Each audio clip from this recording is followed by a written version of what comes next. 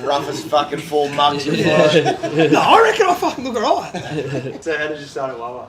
Mate, honestly, I'm probably sitting next to the guy that can give you the 100% true answer, which is we promoted that we're going to bring a drinking crowd at 4 a.m. And He bullshit his way. Absolutely bullshit his yeah, way. we did. There was a little bit of bullshit, but once we got the opportunity, Jack was at Cloud9 and I was at Survivor and I'd been at Prince. So I was about 19 and a half when I started here. And we were doing good guest list numbers back then. Like you can still do 300, 350. And we were like, fuck, Wawa apparently has an opportunity. Jack had heard through the fucking grapevine. And we had a meeting with the manager and he's like, all right, you can get to Steve. And I had no fucking idea about a budget or anything like that. And I remember me and Jack sold everything we had. And we had about $6,000 or $7,000 between us. And I remember it got to the 8th week of the recovery and we had enough money to pay for one more night. And that night we made $300 and it kept us going. So it was like, we had our numbers on the fucking flyer at the start, which is just so bizarre. I've gone through and deleted them now because I have a similar number. And I've had to go through and delete them because like people used to just message us like, hey, can I get a birthday list? Like, no fucking idea who they are. But anyway, we can do anything. What, like years later, they'd be messaging you? Yeah, still. Yes. I've got people who I don't know that ask me for birthday list every year, and I know they're good for it, and like I'll still set it up for them. Yeah. And then I guess Steve can sort of give his rundown of like his first impression meeting me and Jack, and what he sort of thought of it. Well, you were strategic because you came in with Tom Core, didn't you? Yes, we did. Yeah, so you weren't just two young kids. You brought a bit of weight in with you, with Tom. Yeah. To talk the big talk. Yeah. But that's exactly, you pitched it as more of a, what was it called? It's a party, isn't it? No, it was First Light. First Light. Yeah. Okay, that's right. It's a bit hazy, those details. Yeah, but, exactly right. Pitched in, we've got this, already got these. He was anyway up the road. Yeah. And he just wanted a spot to come party at 4 a.m. and make sure he got let in. And he was like, you boys just do whatever you want. Like, I don't want anything, which is, the kind of guy, like, operator he is. He just wanted to help us out. And he's like, if you ever need to help me out. So we sold tickets for him and stuff. And yeah, he pretty much just let us do our thing. It was awesome. But yeah, that was Jack's little swindle. Jack was always much smarter with that stuff than I was. And then over the years, I sort of learned. But Jack, a spreadsheet or like words, he doesn't know anything. But he's the best sales guy that's ever fucking lived. He's literally in America selling pizza boxes and doing really well to a clientele he's never met before ever. So it's pretty incredible. But he's an all-in guy. Okay, good. Well, he was the host that really helped your recovery. Like when you've got the main host in a Hawaiian shirt, big grin on his face, both you did, in the middle of the dance floor. Probably the one guy having the best time was Jack doing these ones on the dance floor in his Hawaiian shirt. Yeah. Absolutely loving it. When the guys are leading the party, when they're having as much fun as everyone else, it really leads the charge. It started very organically. I find a lot of people that start nights, it's like almost feels like it's AI generated and to set up like a business. Me and Jack were like, if we can make 500 a week, this would be fucking grouse. And that's why we realised we'll lose our money every week and for the start. But we had no idea about how to run a door or how to make it work. So it was just a real learning curve. And then we ended up with the whole Saturday. I remember the first night we had the Saturday, we had a boat cruise. And on the first night we took over the full Saturday, we had like a 50-person brawl on the boat cruise. We had the riot squad, right? They turned the boat around, they had the riot squad from the police out the front with a giant banner on the south that said Wawa Lounge. It was fucking shit house. And then obviously next to me on my right is Nunny, someone that we want to wheel growing up. We sort of looked at was like, fuck, wish we could run a party like that. And he's got a very interesting story as to how he actually got to end up running Jungle and how he started there. And he really cut his teeth that I think people probably wouldn't know about. First, I used to go to Tramp a lot and party a lot every weekend, and then I got a hosting gig there, which was Matt gave to us, and then started working behind the bar, working the door, and then eventually after about 2 years, I was going to go to a party with someone else, and Matt couldn't handle it. So he goes, I'll give you a party, do a Sunday morning at 6 a.m. And I'm like, yes, sweet as. And then, it was meant to be a one-off party and it went for 8 years, so. It was the party. That's where it went. Yeah. I remember, I couldn't even get in and I was running the club up the road a lot of the time. Yeah. And then I used to get real loose, obviously drinking beers, and it got to the stage where Wilson, the manager, was like, all right, my mate Tom Bolst, you're only allowed in if he's with you. He could be your carer. And then, so I have to rock up with him, and if I got too loose, he had to leave also. And he used to have this thing called the 3 Park Super Pass, which was skip the line, free drink, and discount entry. So we just rock up out the front, like, all right, carer's here, 3 Park Super Pass. And we just rocked up with so much confidence that he just bought into it. Over time. But yeah, for like ages, like I've been waiting like 3 hours out the front. I'm like, I run the club up the road, like, I don't give a fuck, mate. It's Tramp jungle, you wait. Yeah, I didn't get in sometimes either. Yeah. Straight out. And I think jungle really marked that transition of the nightlife and of that recovery angle, right? Like, we had recovery club, obviously Revolver always went all day Sundays, but we had recoveries that would go to 9, 10, but it had never been heard of a club that I remember starting at 6 and going all day, you know what I 3 mean? p.m., 4 p.m. And I remember the fly coming out the first time, like, oh, that's a big party starting at 6 a.m. No way that could ever last. And then the last 8 years, it's incredible that the Melbourneians just rose to it. They're like, oh, this is fucking sick. We can even go to sleep all night and wake up the next morning and fucking come in and party hard all day and party till 2 or 3 in the afternoon. Yeah. It was just a real there was other clubs that followed on the more full day party thing, but I think it was really jungle that definitely was different. Established that transition into a lot of people wake up fresh. Yeah. Yeah. And I think, like, I tried to explain to some young kids how Nunny would send his set times out at 4 in the morning, and all the DJs would be hanging for it, and they get their set times, and the flyer would go out at 4, and that'd be it. Right? It was so organic the way he did it. He followed that through the whole time. Sometimes it went after 6 a.m. And my phone's going off, and I'm like, I don't know, man. Yeah, I'll send this. Yeah. But it worked. I don't know how it worked, but it did. It was the hardest gig to get outside Revolver. I remember when, like, someone new would be on it, it'd be like, how do you get that set? Or, you know, it's like, and they've done 3 years every Sunday, start, close to finish, to get their set. And it was always like the biggest moment you could have, really. Like, there was nothing more special apart from playing in the cage on a Sunday. Because back then it was just the 3 or 4 DJs all day. And now they sort of mix it up a bit with takeover and stuff. They have to move with the times. But it was that and jungle were the hardest gigs. Full institution, huh? Yeah, it's just the way it was. Yeah. And I like giving people, like, that hadn't had played anywhere before, giving them their shot there, you know? Yeah, the underdogs. The underdogs, that was my thing. And the smile on their face just made it priceless for me, you know? Yeah. That's why I love doing it. Yeah. Well, how did you two connect? Oh, you don't want to know. Sounds like a real good story. Actually, I was playing at TFU and Trav played after me. That's right. When he first walked up, he didn't say hello enough. Just put his, I'm like, all right, mate. I walked off, put his headphones in, and then I was listening. I'm like, who is this guy? I was, and then I think it was like 2 weeks after that. I seen Definitely him. running a bit late. That's not you. I seen him and definitely. I said, do you want to play at jungle? And he goes, yes, sweet. And then that was it. Yeah, went from there. Every week after that. Yeah, good. It's always the best if Trav jumped on at 10. It was just like, well, no one else is going to get to play. It's like, even if that someone had a set time, it's like, he's just going to get off when he feels like it. It might be an hour, it might be to the end. It's true. Depends on the groove, yeah. Yeah, if anyone was on, just let them keep playing. Yeah, absolutely. There's no way he's getting off. Like, that's the way I felt anyway. Yeah, But definitely. Travie would play to 40 people that were super keen, or a room to 600. It doesn't matter. He just wants to play, which I always admire because I don't know how you do it. Yeah, mate. Couldn't hear anything worse. Who were the OGs? Like, who were the first artists that you booked? Like, who was it? The original Yeah. was Cat Nile, Pete Laskus, John Doe, and Heath Renata. And Stevie Mink. That was the first artist. And then it slowly just changed after that. Not much, but yeah. So when did he come in? That was pretty early, wasn't it? It was definitely. It was, when was it? Would have been... It was early. It was early days still. Yeah, definitely early days. Yeah, definitely early days. Mate. 2011 maybe? Yep. Yeah, around then. Yep.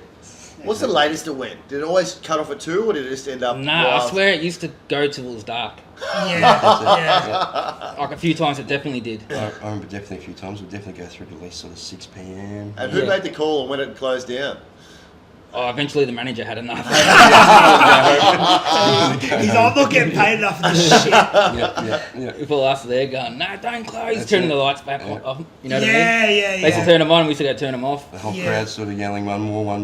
Yeah. One more will turn into one more, and then, heaps more. It's funny, like, before doing this interview, I went to try and find old clips and there's fuck all from Wawa and from Jungle. Thank fuck. Yeah, yeah. I mean, there's promo videos we did, and I look at it and go, oh, fuck, that is bad. You know, it was just chicks dancing, right? But in terms of people out, there's no footage because no one had their phone lights on. You'd text your mate. I wouldn't have to text anyone because I know they'd be here. If they weren't here, I'd be like, where the fuck were you? That's the only time I'd mention them. You know, those characters that I see every weekend, they'll be in the same fucking spot from open to close. And they were the best characters, but Yeah. I used to love that. We've discussed that in length. I'd love to have a where are they now of these people. But they pop up every now and then for some of my events, and I'll go, fuck, I haven't heard from this guy for ages, and they'll be keen. But obviously, I still go out a lot, so I still meet lots of characters that are different. But the younger kids and the older crowd don't seem to mould together as much anymore. Whereas it used to be far more eclectic back then. So you have younger crowd, older crowd, and that's how we sort of learned to socialise with older people and young people. Where I find there's like young person spaces and old person spaces now. Like an 18-year-old's not going to 161 on a Saturday night. Whereas Jungle would have 18 through to 40. And Wawa was similar. It was so many different cliques.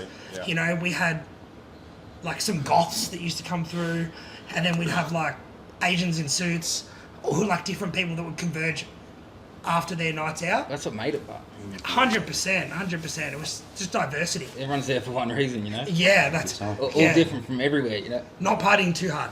No, not yeah. They all party the same. Yeah. I remember like I bumped into someone once I was actually at Jungle, and I was like, yeah, I do all these parties. They're like, there is no way you do that. Like, have a look at yourself. I was like, fuck, all right, mate. Like, actually, it's going all right, thanks. And he was like, but like, look at you lose hours. I'm like, yeah, but like on Tuesday when it comes down to a meeting, like, this thing's got to be hit. Like, do you think I just walk in here and everyone's wrapped? Absolutely not. Like, as a promoter, you lose money sometimes, you make money sometimes. It's not. Everyone just thinks of promoters like leaving in a limo with 12 chicks. It's the opposite. Yeah, you're leaving in a limo on your own crying. Generally. Yeah. All right, so what do you think, Jungle, what are the top 3 tracks of all time that would just be the epitome of what that club meant? So it's hard to say. It's definitely Trav's Talking Body. Yeah. That's a major one. But early days was Cat Nile and Stephen Mink's Purple Pills. Yeah. Oh, absolutely. Yeah. Absolutely. That just comes to mind straight away. Definitely, Yeah. definitely. And then there's just too many others. Yeah. One more. Oh, In the Shadows. Yeah. Yeah. Or- Always at the end. Definitely. Yeah. Yeah, those 3 actually probably, yeah. I think Definitely. Well, Trav, what like your personal top 3, what would that be? All your 3 favourites to drop on a Sunday morning. Filthy Beats to drop at 10 a.m. on a Sunday morning. Oh my god, there's just so many, man. Let me just think. Oh look, I always love playing. Sweep my yard, you know. Absolutely. and sometimes Yeah. you wait 3 hours and you wouldn't play it. And you'd be like, fuck, he's like, I wasn't feeling it. And it's like, I remember people like, fuck, and absolutely filthy about it. He's like, yeah, I wasn't feeling it. That's what kept me coming back. Yeah. So, especially at Jungle and Wild at the same time, you wouldn't dare play one of Travis remixes. Or you wouldn't dare play Heath Renata track or a track that Zaki plays. You wouldn't dare. Like, not back then. Because someone would jump on, you could show me 3 tracks from each hour, and I know exactly who's DJing. Just from the sound and their signatures. Yeah. And I think for me at Wawa, like, if you think Wawa, you think Jump by Callis. Absolutely. Right? It's The just anthem. It's the anthem, yeah. Allegedly, Rory's is better. Oh. Callis actually plays Rory's sometimes. Yeah.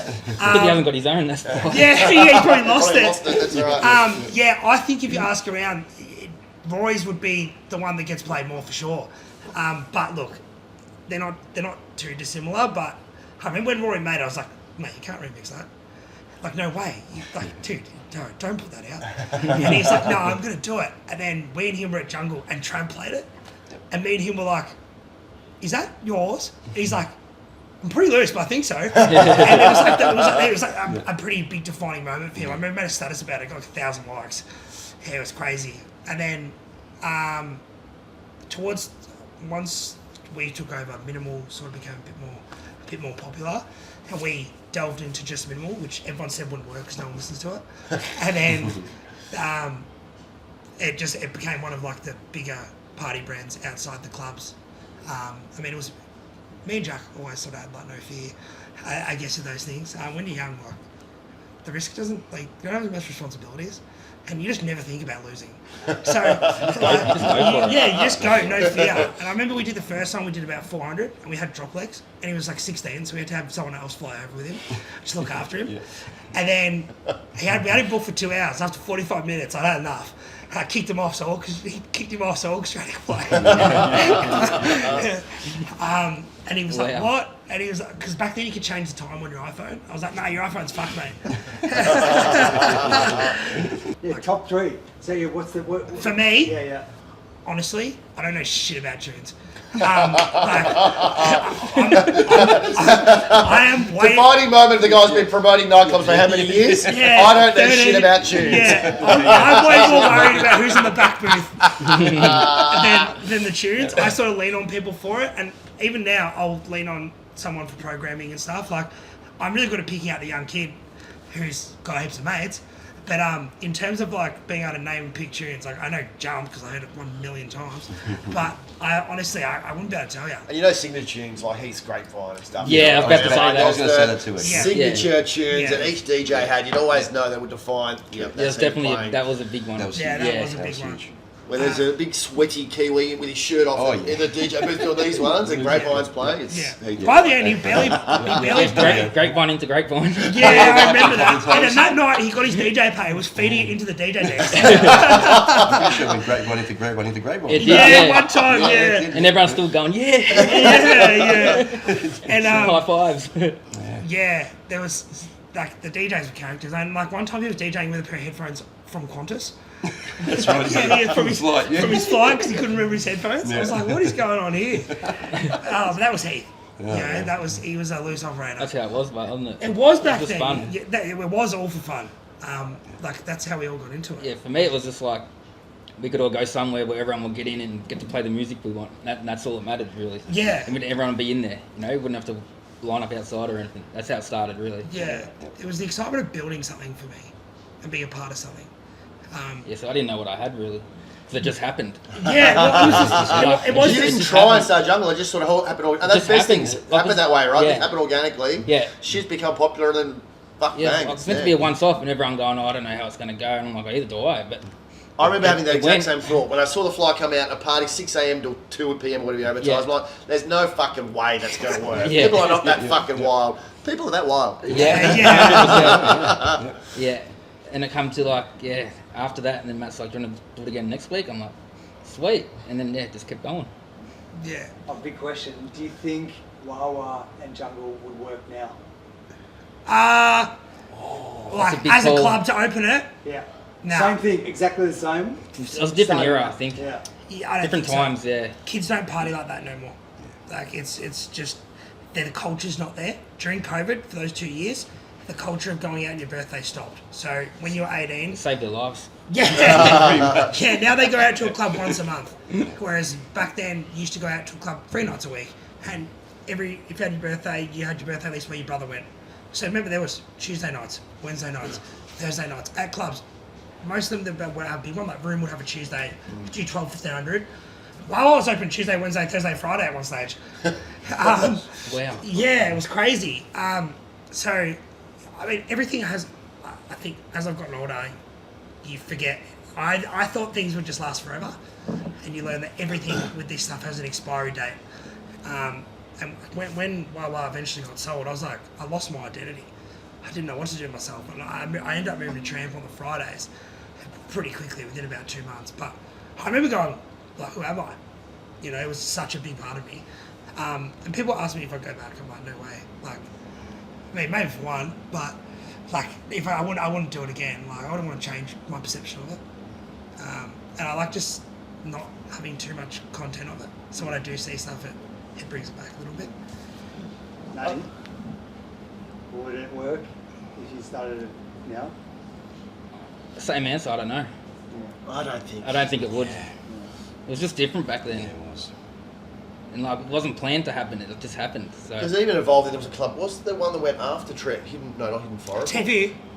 No, there was Sunday. On a Sunday. Your TV, I don't know, to be honest. TFU was us. No, that's right. Yeah. That's how that Sunday started. night. Yeah, We used to go back there and hang out anyway. And that's how it started. Exactly Yeah. right. It started I think, the same. was it the second time you played at Tramp or the first time you played? I think it was the second time. We went back yeah. there and Trav played for about 24 hours, I reckon. Yeah.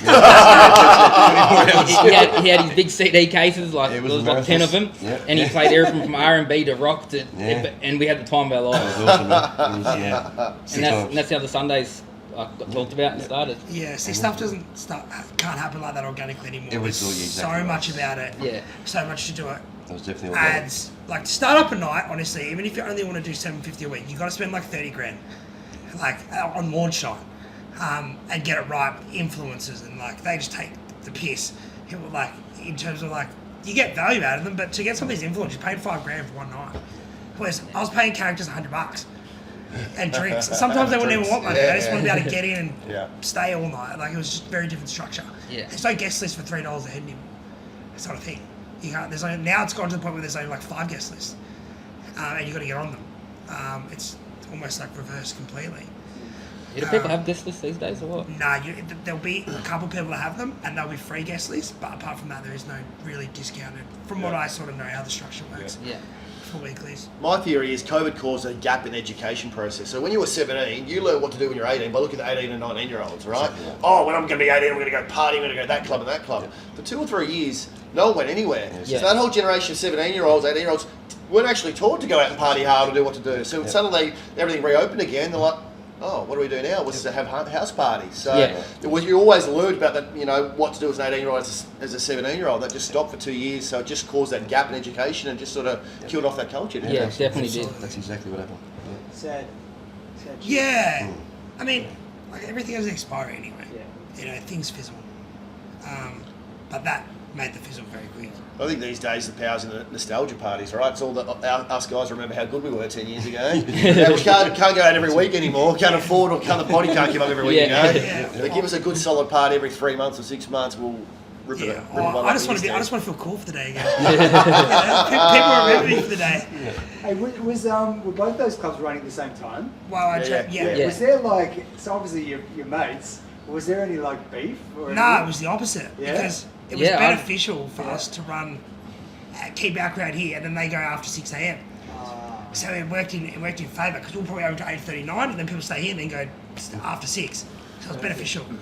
So more people in the city, the better. So Yeah. Yeah, every club out. had their sort of 3 or 4 hours prime time. Like people would come to Wawa, wouldn't even come till probably 1 o'clock because they're busy. From 1 till 6. From 6 they'd start filtering out, go to Tramp. Go to Tramp for 4 hours, then they'd go. It just worked. Revs. It just worked, didn't Yeah, it? it was a Yeah. circuit where you'd go, Exactly end up right. at circus for God knows how long after that.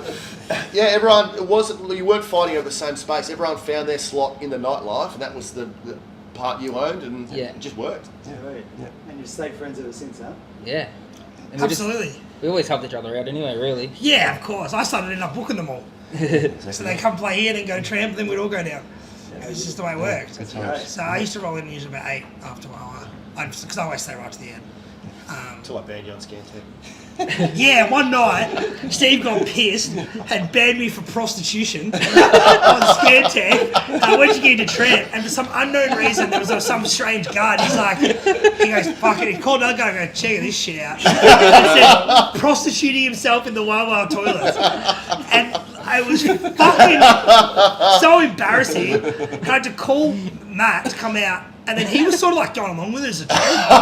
It was so embarrassing. Like, they said it real loud in front of like 30 people. I was like, who the fuck's done that? He goes, your boss. Yeah, when he was leaving, 4 in the morning, pissed, thought this would be pretty funny. That is pretty funny. Yeah.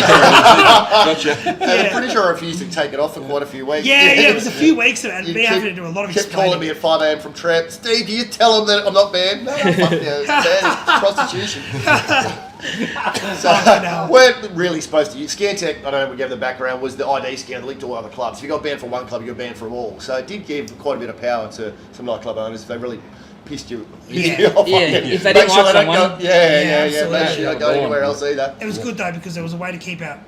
Apart, a lot of guards have very good at faces, but like they go to another club, fuckwits, and then that stopped that. Right, if they got banned for something that was really shit, they kept them out. And I know people that have been like, mate, I got banned at Wawa 5 years ago. I've tried to go to the RSL with my mum in Queensland. Can you get this sorted out? Like, I can't do shit. You know what I mean? You have to take that with them. People go to the police and stuff about it, and they're like, we can't do anything with the bans. Yeah, you got to be really careful. So both, obviously. Yeah. Yeah. All right. Trav and Nunny, favourite spot to lurk at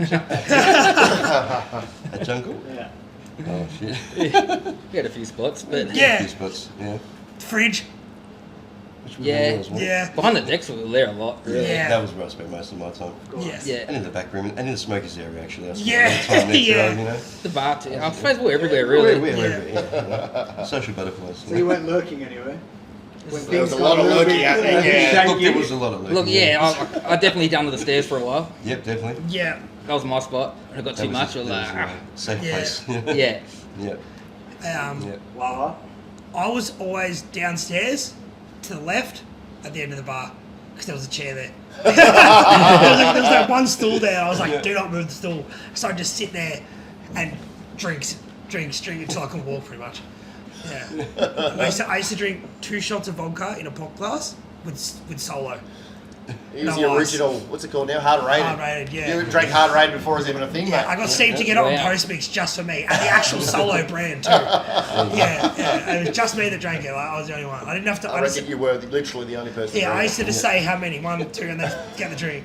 That's Yeah. mad. I think half the time you didn't even know how many fingers you were holding up. You just Yeah. go like this, and 2, 3. And Steve, in my eyes, was always up here, over there, Yeah, on the right hand end of side the of the bar. bar, just near the office, standing near the office. That was like always there, in thongs. Yeah, thongs still. That's crazy. Other changes. That's it. Top 2 Yeah, favourite memories from the club, okay. Yeah, I can do that. Wow. From from Jungle. Jungle. Well, look, the last Jungle was was unbelievable. I played for how many hours did I do? Was it 9 hours? You kept playing forever. And it was unbelievable. It was great. Like, it was just the atmosphere was just amazing. It could have kept going for another 9. Exactly right. It could have. Yeah, it was just great. You know. Yeah. Were there That some was tears? Definitely 100%. There's Definitely. a lot of emotion that day. Yeah, it was very emotional. It was. Yeah, but that was probably the highlight for me. I think. Yeah, it's weird that the highlight is the end. Yeah, but it was a memory that it was not to be forgotten, and it was so solid. Yeah, yeah. It's No. interesting. There was too many, but one that gets me is a kid that had never played in the club before, and he come down from Ballarat and played, and his dad come with him, and we're behind the decks, and his dad looked at me and goes, "He's doing well, yeah," and I'm like, yeah, and he was just so proud, and I was like, I love this man, and the Yeah. kid, he ended up playing for 3 hours that day, his first time ever, and he smashed it. It was grouse. Yeah. That to me, that was really humbling, you know. Wow. No good. Yeah. For me, I think like urging on like the funny side was I went down to 7-Eleven to buy a pack of smokes at about 6 a.m. so it was light, and I saw this like homeless dude. And he was selling like a tiny little like chick spike that he's obviously stolen or something. And I was like, how much? He's like 200. I'm like, mate, I'm not giving you fucking 200. I was like, the tyres are deflated. There's got to be something off for that. And he's like, all right, 150. So I walked up to the door, grabbed $150, got it, flat tyres, and rode it through the dance floor. Yeah. And this is like 7 in the morning. People were tripping out. And I was smoking a ciggy. And people were like, you get kicked out? I'm like, probably not. No, I think I'll be all right, boys. That's cool. Yeah. That's cool. And then I think one of the nights where the first night, me and Jack did, I think it was we turned over 1,000. And our dream was to always have a line down to, there was a Chinese shop called the Cum Den. And we got there that night. And me and Jack just stood out there and just sort of went, it was about a year into it. Like, we got there, like, I was like, imagine if we could do that. We sat down there, and we got the people from the end of the queue at there, and we're like, you 4 come with us, you're skipping. So I was like, you don't even know why, just you get free entry, we gave him drinks, and like, that was a pretty special moment for me and him. Yeah. You made the whole going out experience. Yeah. It's like one thing. I've made a whole lot of people's going out experience. Yeah. A lot of people I don't remember them, but they definitely remember me for something. That's a good thing, but man. Yeah, I remember this one time I left here and these guys could never get into Jungle. I was like, I'll get you in. They're like, you won't do that. I was like, just here's my number, I'll be in the club. Just message me when you want to leave. Around 6 a.m. would be good. He's like, sweet. 6 a.m. they messaged me. I came and found him. And they're like, you're going to get out the front and ditch us. And I opened the door of the maxi cab and just threw my phone onto the street. And I was like, I'm stuck with you now. yeah, it's fucking absolute piss out. Like, and then I got home, I was like, where's my phone? I didn't even notice till I got home that I needed it, because back then you used to get taxis. And I was like, it took me till I woke up that night to go, I've launched that out on King Street. Yeah, I had it a few times with people like, can you get me in? And be like, yeah. And they're like, are you sure? I'm like, well, if you don't get in, I won't go in. Yeah, I ended up staying outside all day. I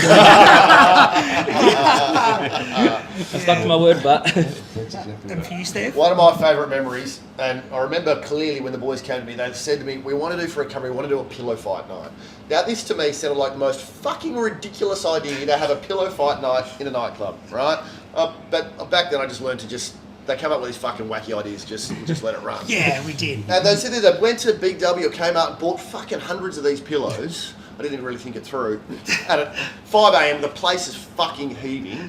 They've just ripped out all these pillows. Everyone's grabbed and just started belching the shit out of each other. It's the most random experience. And not just that, the pillows then tore open, they're full of feathers. It looked like this place had fucking snowed. The whole place air was thick with white feathers. Everyone just grabbing random pillows, bashing random people off their bloody head, going nuts to the music, and just feathers and shit fucking everywhere. It's just the most stupid, bizarre fucking concept that just fucking worked. And I think we did it a few times afterwards. We did. Because people just fucking loved it. Yeah. I don't know where the boys came up with their ideas, but... Yeah. I wonder what the cleaner thought after that. Oh, Steve wasn't wrapped. Steve wasn't wrapped. We chipped in some money for the cleaning. And the bussies were not wrapped.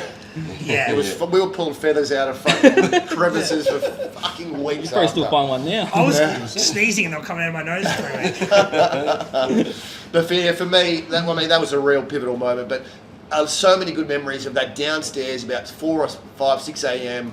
And just couldn't imagine that the crowd could have that much energy. You're probably similar to Jungle at 8 or 9 a.m. You know what I mean? You'd think the level of energy they had must be 10 or 11 o'clock at night. But 6 a.m, the lights were going, the music was blaring, and people were just fucking raging. Yeah, Tramp played. The opening of it the first time. Yeah, I did. Yeah. And you'd play Sweep the Yard, you'd have turn around Rory be with the broom, walking through the dance floor with a broom, sweeping the yard. Yeah, at one stage I reckon if you let people walk in with a broom, they all would have walked in with one. Yeah. I'm telling you they would have. That was a Jack special, but people were going to be confused because everyone thinks Jack's name is Matty because his DJ name is Matty Robin. He used to introduce himself as Matty Robin, and he actually got that DJ name. He was sitting in uni with one of our mates who does a lot of events, Mango. He goes, I need a DJ name. Mango just goes, all right, next chick that walks in, that's your DJ name, that's her name. And her name was Matty Robin.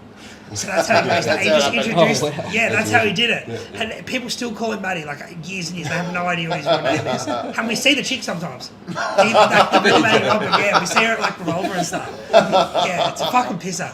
See, that's how when we were younger, like, something's cool or it's a good name, it's not until it just is. It's like, I could call a night Dog Shit Saturdays, right? And if it's doing 1,000 people, I feel like that's so edgy.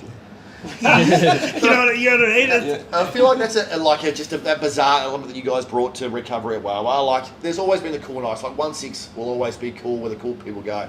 But to then launch a recovery where you're wearing fucking Hawaiian shirts and having pillow fights, it's just fun, zany shit, and it just fucking worked. Because you weren't trying to be too cool. It was just about fucking having a real good time. Yeah, absolutely. Most definitely. And we were the ones having the real good time. Most of the time. Well, you have to. Yeah. Lead the charge. It's almost like a job requirement, isn't it? I reckon. Yeah. My shift behind the bar, first shift behind the bar at Tramp, Matt goes, got to have an absence shot before you start. And that was it. One absence shot and then you can start. And I'm like, all right. Yeah, you used to drink the Green Fairy a bit. Yeah, I was drinking a lot there. Yeah. Agua. Yeah. Agua bombs, Skittle bombs. Yeah, I remember you got Lee into the Green Fairies heaps for a little bit. Yeah, it definitely works. Yeah. So I'm sitting here in the old box at Storyville, which used to be the old Wawa. I'm sitting with Nunny, Trav, Steve Brown. We've been talking about it for about 10 years. We're doing a party. It's going to be a tribute to the old days. The event's coming out with this video. Tickets are on sale, just like we would have done back in the day. Completely organic, slightly unplanned. We're teaming up. Let's go.